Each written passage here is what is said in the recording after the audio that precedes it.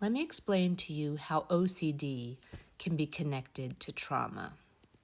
I used to be the clinical director at a home for girls, and of course, since the kids lived there, they had to clean their room.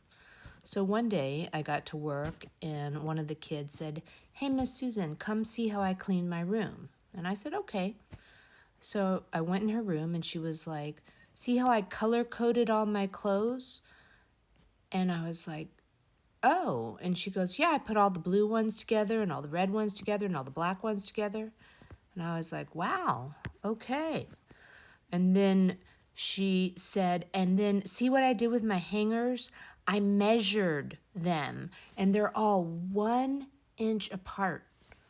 And I was like, "Wow, that is specific."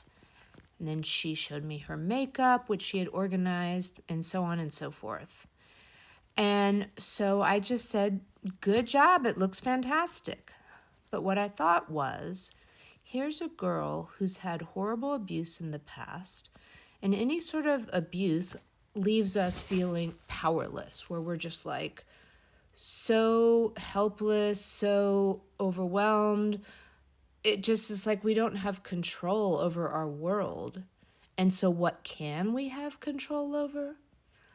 Our color coded closet, the space between our hangers. OCD helps us feel in control. Is it rational? No. But can it help mitigate that anxiety?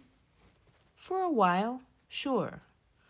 So, what starts as adaptive as a coping strategy ends up being defensive later on.